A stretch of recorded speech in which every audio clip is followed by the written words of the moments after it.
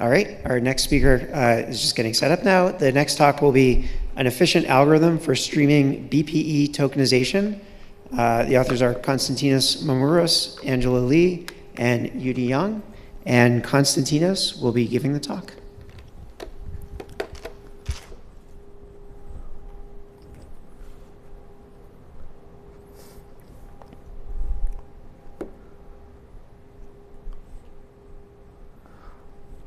All right, thank you for the introduction. So I will start with an informal definition. Tokenization is the process of splitting text into smaller units that are called tokens. This text can be source code, or natural language, or markup, or some other form of semi-structured data. In the familiar context of compilers, tokenization is the main task in the lexical analysis phase. In that setting, a tokenizer is specified usually using a list of regular expressions. However, this talk is not about tokenization based on regular expressions. Instead, our work is about tokenization using byte-pair encoding, or BPE. BPE was introduced as a lossless compression algorithm, and it was later adapted in the context of neural machine translation to segment words in smaller subword units. Today, BPE and its numerous variants are used in LLMs, including the popular GPT and Llama models. Let's see how BPE tokenization is typically used. First, the raw input text is split into tokens, and then each token is mapped to a token identifier, which is an integer. Next, each token identifier is transformed into a high-dimensional vector called a token embedding. And finally, this sequence of high-dimensional vector embeddings are fed as input to the neural architecture. The term BPE tokenization typically refers to the first stage, or sometimes the first two stages of this pipeline. Now, I will describe how a BPE tokenizer is specified by showing a simple example. The first component of the specification is an ordered alphabet of basic symbols. And the second component is an ordered set or list of merge rules. In this talk, I will use the non-standard term BPE rule set to refer to this specification of a BPE tokenizer. Every basic symbol is taken to be a token. Moreover, every merge rule defines a new token by concatenating two previously defined tokens. So a BPE rule set gives rise to a vocabulary of tokens, and each token in this vocabulary is assigned a unique token ID. A BPE rule set is typically obtained through a training process. The rules are learned from a training corpus, and the training procedure takes as input the number k of merge rules to be learned. In practice, k typically ranges from 50,000 to 300,000 rules. In a BPE rule set, a rule that appears earlier in the list is considered to be of higher priority than a rule that appears later. Now, I am ready to describe the procedure that defines BPE tokenization. First, we split the input text into individual basic symbols. The main loop of the procedure repeats as long as there is an applicable merge rule. In every iteration, we first choose the highest priority applicable rule, and then we replace the leftmost occurrence of the token pair of the rule with the token that appears on the right-hand side of the rule. When the loop terminates, the resulting token sequence is the BPE tokenization of the input text. Let's look at an example to understand how this procedure works. Suppose that the input text is the word there, T-H-E-R-E. We start by splitting the input into 5 individual basic symbols. Now we notice that there are 4 applicable merge rules. The highest priority rule is the one that merges the token T with the token H. We apply this rule and we obtain this 4-token sequence. Now there are 3 applicable merge rules. The highest priority one is the rule that merges the token TH with the token E. We apply the rule and obtain this 3-token sequence. Now we have 2 merge rules that apply. The highest priority one is the rule that merges the token R with the token E. And after we apply this rule, we obtain this 2-token sequence. At this point, we observe that there is no rule that applies. Therefore, the procedure terminates. And the highlighted 2-token sequence is the BPE tokenization of there. This table shows some existing algorithms and tools for BPE tokenization. TickToken is an implementation of this standard BPE tokenization procedure that I just described. It has complexity quadratic in n, where n is the length of the input text. Hugging Face uses a priority queue to efficiently identify the leftmost occurrence of the highest priority merge rule that applies. Its complexity is big O of n log n.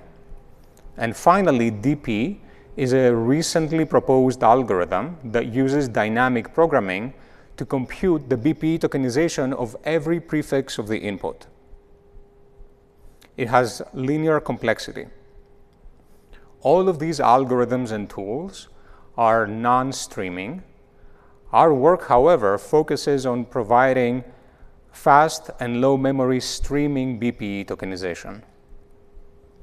For our approach, we start by defining a BPE transducer to be a sequential transducer where both the input and the output alphabets are subsets of the vocabulary of tokens. The first observation is that every merge rule can be described by a BPE transducer.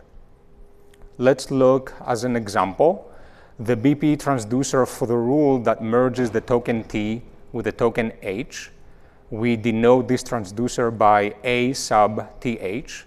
The input alphabet consists of the tokens E, H, R, and T, and the output alphabet consists of the tokens E, H, R, T, and TH.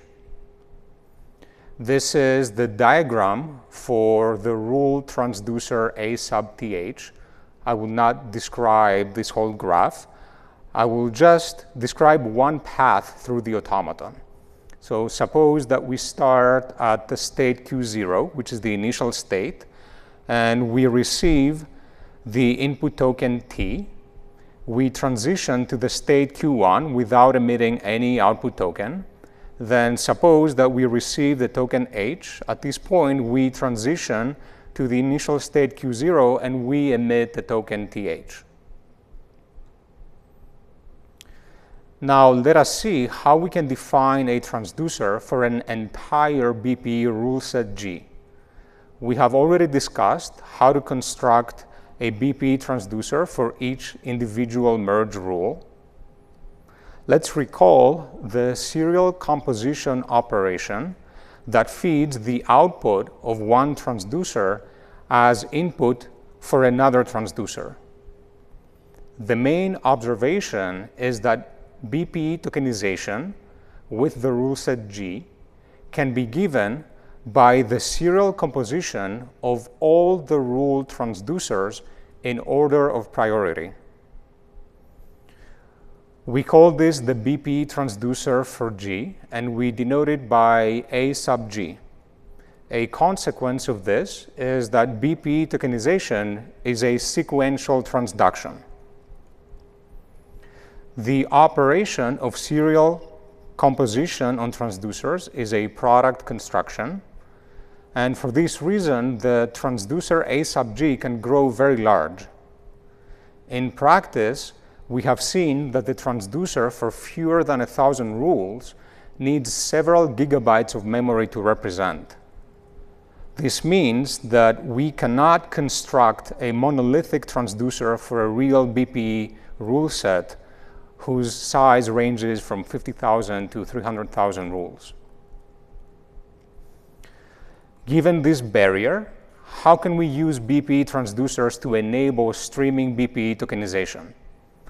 First, let me define the concept of real length of a token sequence X. This is the length of the concatenation of the tokens inside the sequence X.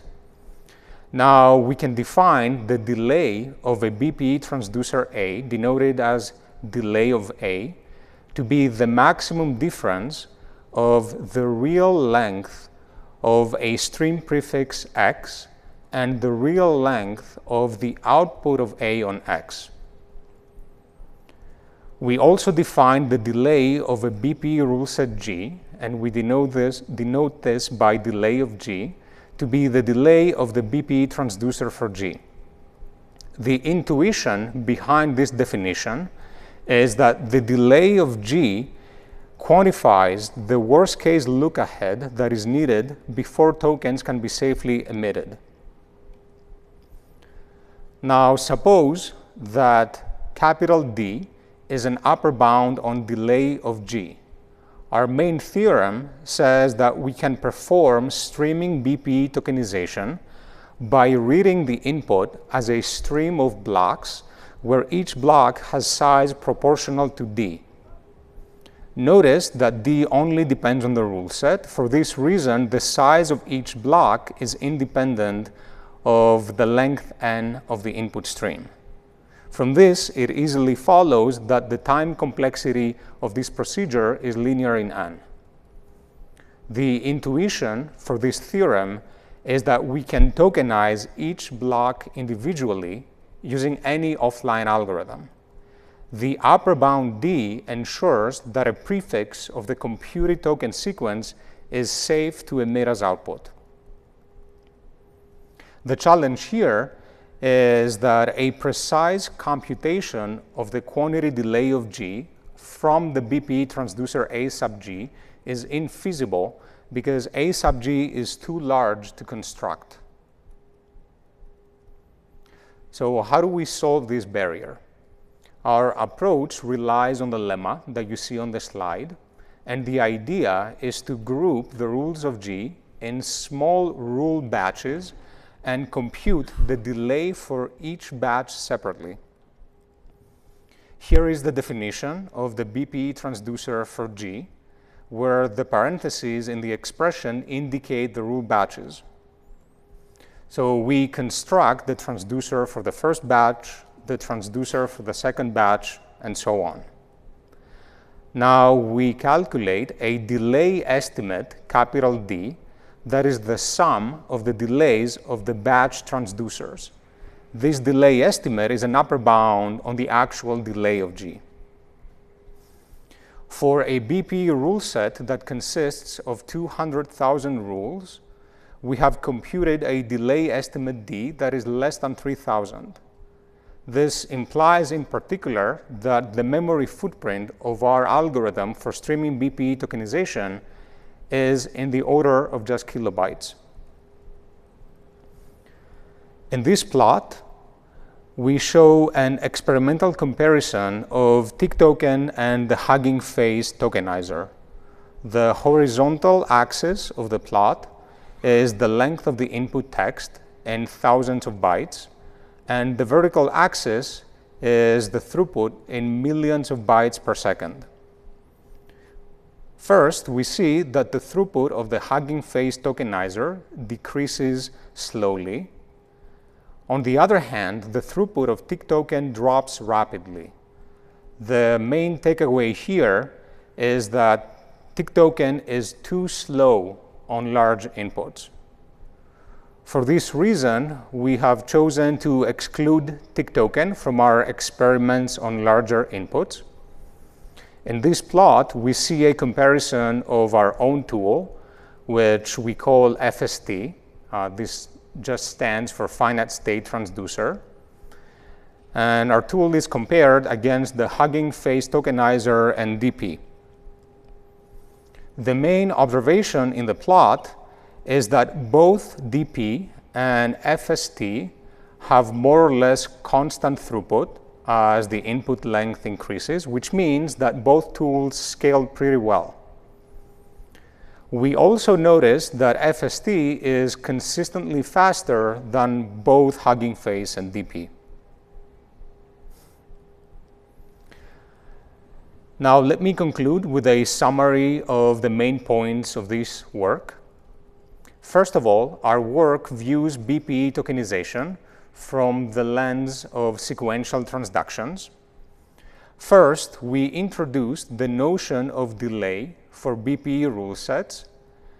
This is a notion that quantifies the worst-case lookahead that is needed before tokens can be safely emitted in a streaming setting. We show that bounding the delay of a BPE rule set enables streaming BPE tokenization. And we also propose a streaming BPE tokenization algorithm that has time complexity that is linear in n, the length of the input stream, and also has a small memory footprint that is independent of the stream length. Finally, we have shown experimentally that our algorithm performs well against widely used BPE tokenizers, including tick token and the Hugging Face tokenizer. This concludes my talk. Thank you for your attention.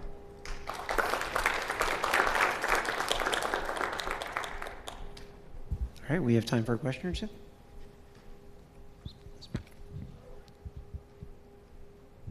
Hi, nice talk. Previously, you mentioned that BPE tokenization can be done by a serial composition of the tokenization rules, right? But maybe after you applied a rule with low priority, another rule with high priority may be valid again, so you can apply it. I wonder if that happens. That doesn't happen. And what you're describing, it requires proof. There is a lemma that establishes that for all BPE rule sets that are obtained through training, the situation that you described cannot occur. Okay, so that's a property for the BPE rule itself. Okay. Yeah, and it requires proof. It's not immediately obvious. So, yeah. Really cool talk. I was a little surprised when you said the delay was, the estimate of the delay was 3000. Can you compare the delay to the length of the maximum token? Because I would assume the largest token size is related to the length of the longest word, let's say in English. Yeah, so that's a great question. Actually, there are pathological rule sets where the delay can grow pretty large. So this is something that can be proved. You can create a chaining, so to speak, of rules that will make the delay pretty large. This doesn't occur in real BPE rule sets. So in these pathological cases, delay can be much, much larger than token length. So it has nothing to do with word length? So you can show that in the worst case, the delay is bounded above by the sum of the leftmost token in every rule. So if you consider all the rules, look at the leftmost tokens, and you add up those lengths, this forms an upper bound for the delay. And this can actually be tight in some pathological rule sets. Hi, Max here. I know you're doing streaming tokenization, but it seems like some of the stuff you're doing for delay would also be useful for parallelization of tokenization. Is that something you're looking at all, or anyone's looked at?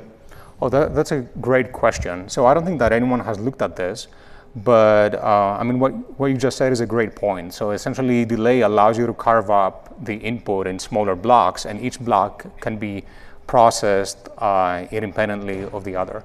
So I think that's an interesting direction for future work. But I don't know if anyone has looked at that. All right, let's thank the speaker again.